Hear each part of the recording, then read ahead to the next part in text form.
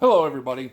Welcome back. This is going to be a different kind of episode. It's along the lines of the TTM family or sporting families thing I started, but this is a little different, and I'm going to paint you a picture, so please bear with me. The year was 1997. More specifically, knock something over there.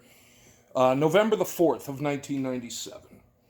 My father, at the time, was working at the Allegheny County Elections Department back in western Pennsylvania. Allegheny County, for those that don't know, is where Pittsburgh is, so the area I'm from.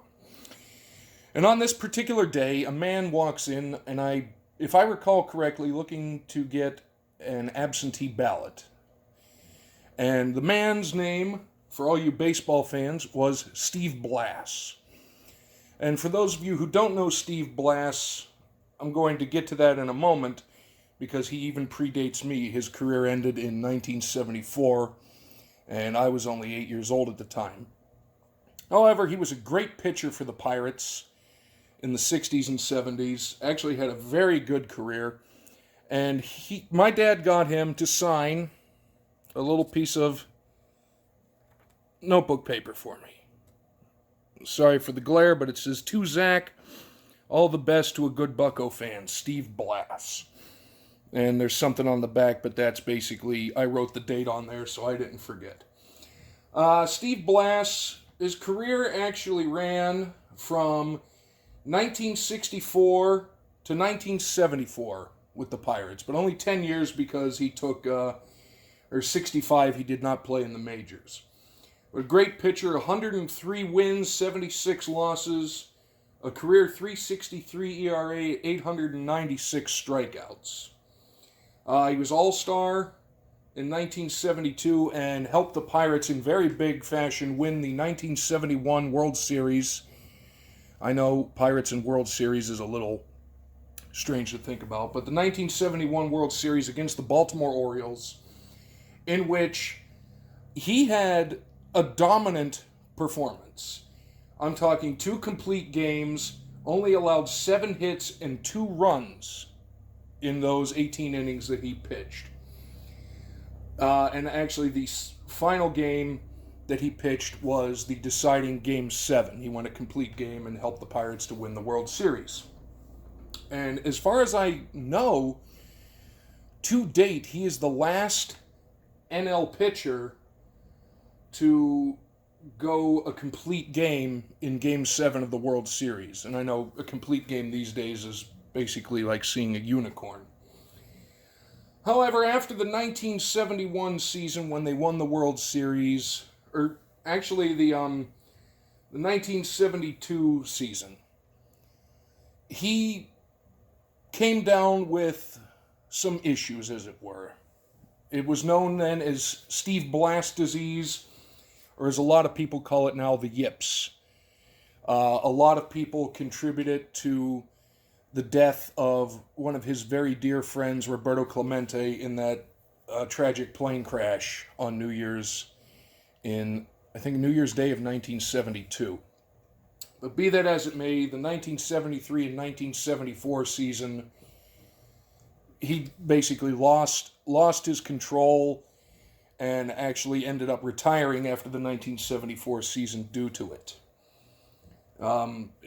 This is something that's happened a lot since then. An athlete in a lot of different sports basically get the yips, their control goes out of whack, and they basically have lost their touch.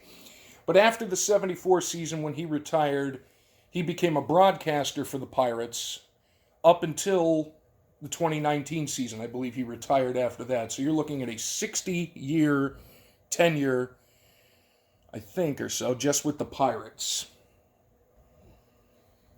So this was back in 1997, as I said. Now let us fast forward 21 years to 2018. I was going through some cards that I had lying around, and I found a Steve Blass card. I'm looking at it here. I don't want to reveal it yet because it's kind of cool. I'll show you the back. There's the back. It was a 1973 Topps Steve Blass card.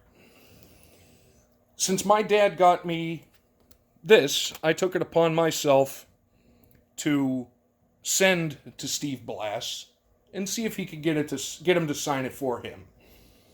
And in my letter, I explained the story, and I said, if this is possible, could you please sign it to my dad, or sign it for my dad? And I know he's going to love it as much as I loved the one he signed for me. Can't recall exactly when I sent it or how long it took, but it wasn't very long because he was still broadcasting for the Pirates at that point. He sends back the card signed. And if you can see it, what it says is, "Hey Dad, all the best, Steve Blass." I thought that was hilarious. So I gave that to my dad for Christmas in 2018.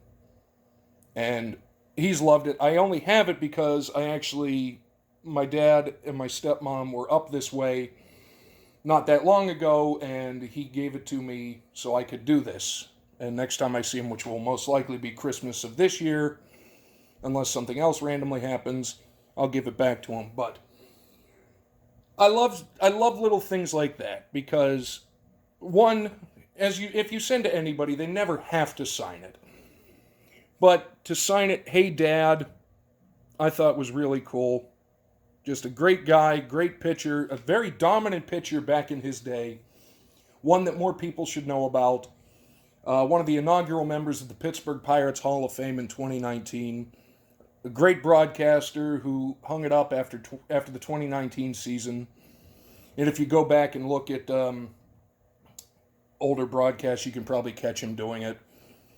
But I just wanted to share that with you because it's something that meant a lot to me, something that meant a lot to my dad, and it's just something really interesting, and we'll see if we can get rid of that glare.